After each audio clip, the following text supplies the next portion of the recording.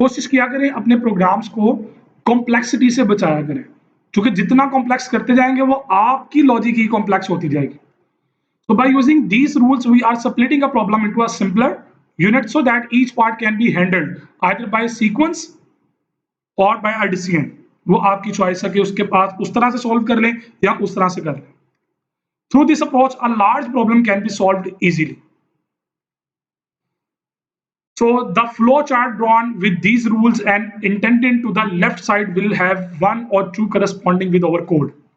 ये यहाँ पे इस वक्त चीजों को जिक्र करने का मतलब पता क्या है कि आप जो भी प्रोग्राम लिखे ना उससे पहले उसका फ्लो चार्ट बनाएं।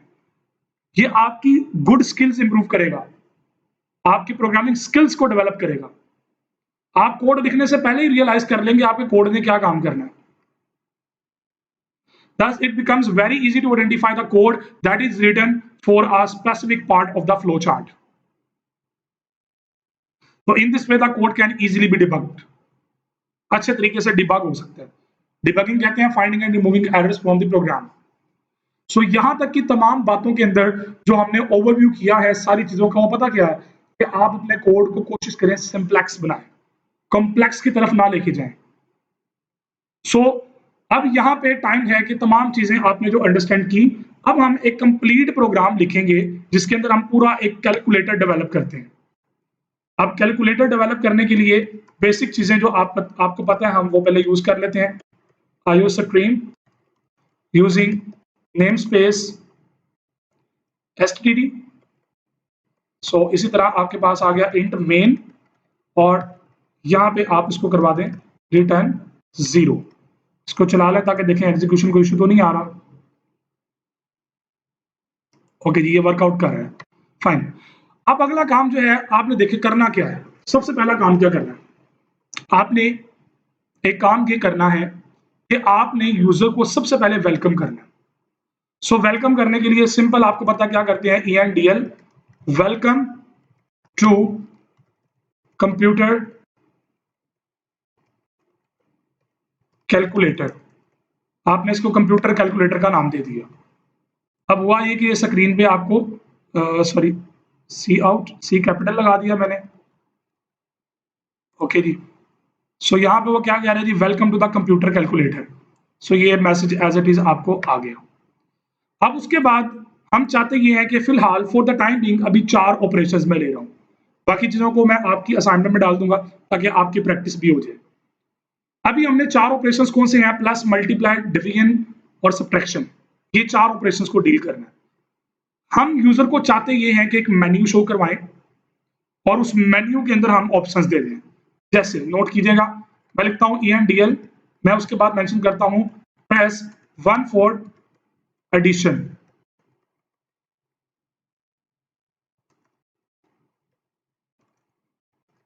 दो नंबर्स को ऐड करने के लिए 1 प्रेस करें।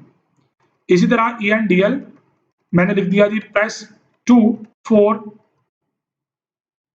Subtract 2 numbers.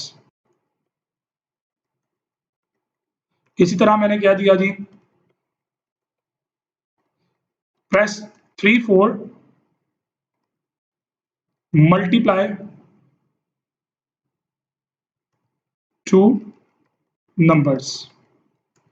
अब वो आपकी डेकोरेशन और आपकी वर्किंग के ऊपर है कि आप इन चीजों को कितना खूबसूरत तरीके से प्रेजेंट करते हैं। Press 4 for divide 2 numbers. Okay जी, सो आप इसके अलावा जितनी ऑप्शंस देना चाह रहे हैं आगे आप नंबरिंग असाइन करते जाएं। सो मैंने यहाँ पे 4 तक रखा और उसके बाद मैं कर देता हूँ ENDL प्रेस 5 फॉर एग्जिट। ये एग्जिट करने के लिए 5 प्रेस करें। अब ये सिंपल स्टेटमेंट है और कुछ भी नहीं है, सी आउट है। आप जब एग्जीक्यूट करेंगे तो ये बता देगा जो कुछ लिखा हुआ अपने स्क्रीन पे एज इट इज शो हो देगा। Welcome to computer calculator, press 1 for add 2 numbers, press 2 for subtract 2 numbers, press 3 for multiply 2 numbers, press 4 for divide 2 numbers, press 5 for exit. अब इसका काम पता क्या है, सबसे पहले आप इसको लेके आए एक लूप के अंदर कि जब तक आप 5 प्रेस नहीं करेंगे ये एग्जिट नहीं होगा। सो उसके लिए बड़ा सिंपल सा काम है, आपको एक वेरिएबल रिक्वायर्ड होगा। सो मैं इंटीजर टाइप का लूप कंट्रोल एक वेरिएबल ले रहा हूं। और इनिशियलाइज करवा रहा हूं फिलहाल इसको अभी 1 के साथ। मैंने क्या किया, एक लूप कंट्रोल वेरिएबल ले लिया। अब ये लूप कंट्रोल वेरिएबल क्या करेगा, ये लूप को कंट्रोल करेगा ताकि जब तक मैं चाहूं तब तक ये उसके अंदर मूव करता रहे। सो मैंने यहां पे कंडीशन लगाई while loop control greater than 0। जब तक ये ग्रेटर देन 0 रहेगा ये स्टेटमेंट तुम एग्जीक्यूट करते रहो, और ये कब तक रहनी है वो हमारी चॉइस है। सो मैंने यहाँ पे ब्रैकेट को स्टॉप कर दिया। अब ये जब तक इसकी 1 है ये चलता रहेगा, जब तक लूप कंट्रोल 1 रहेगा ये चलता जाएगा। देखें चलता जा रहा है, चलता जा रहा है। कहीं पे हमने उससे इनपुट नहीं मांगी अभी, कहीं पे उसको स्टॉप नहीं करवाया, कहीं पे कुछ नहीं किया, तो ये लूप में इनफाइनाइट लूप में चलता जा रहा है। सो सबसे पहले इसकी इन्फिनिटी को स्टॉप करना है। सो इन्फिनिटी को स्टॉप करने के लिए क्या करना पड़ेगा, हमें यहाँ पे हमें एक वेरिएबल लेना पड़ेगा। हम वेरिएबल को इनिशियलाइज करवाते हैं यहाँ पे एंट्री के नाम से। सो यहाँ पे मैं सी इन करवाता हूं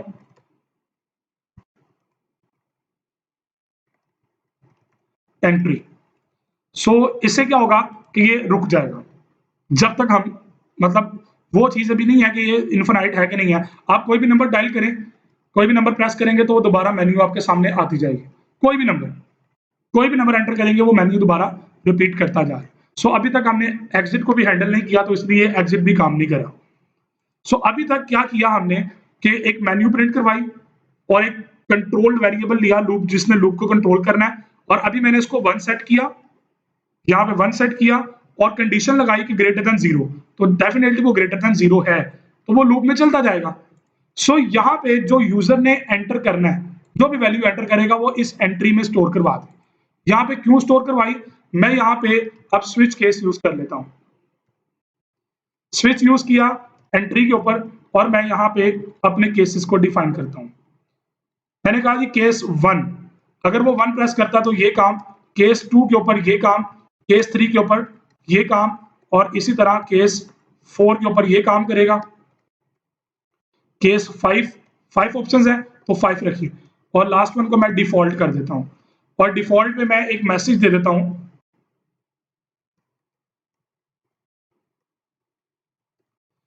incorrect option please enter again. अब दोबारा इसको एंटर करें और उसके बाद इसको ब्रेक करना मत भूलिएगा। वैसे डिफॉल्ट केस को ब्रेक ना भी करें तो उसके बाद उसने स्विच से वैसे भी बाहर निकल आना। और इसी तरह मैं यहां पे ब्रेक लगा देता हूं पहले। अभी हम इसके स्ट्रक्चर को पहले सेट कर लें। ब्रेक, यहां पे तमाम ने चूंकि ब्रेक होना है तो हम पहले ही ब्रेक सेट कर लेते हैं। यहां पे तमाम को मैंने ब्रेक के साथ सेट कर दिया। अब ये मेरा स्विच केस सेटल हो गया। अब होगा पता क्या, अब जो भी वैल्यू 5 तक एंटर करेंगे वो ब्रेक करता जाएगा, और अदरवाइज वो क्या करेगा, आपको इनकरेक्ट ऑप्शन का एरर देगा। So let's try it. So देखें मैं यहाँ पे 9 एंटर करता हूं, उसने कहा जी incorrect option please enter again.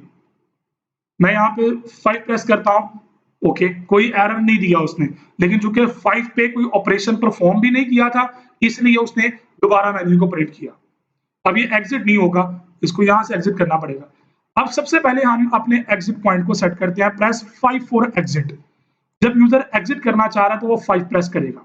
जब वो 5 प्रेस करेगा तो 5 के ऊपर आके हम क्या करेंगे, देखिए लूप की कंडीशन हमने क्या सेट की हुई है कि लूप कंट्रोल ग्रेटर देन 0 होगा, तो ये लूप चलती रहेगी। तो आप सिंपल बड़ा आसान सा काम है, इसको यहाँ पे लूप कंट्रोल को सेट कर दें 0। अब लूप कंट्रोल सेट हो गया 0, ये कंडीशन हो जाएगी फॉल्स। जब ये फॉल्स होगा तो ये लूप से बाहर निकल आएगा, तो आपका प्रोग्राम टर्मिनेट हो जाएगा। Let's check it.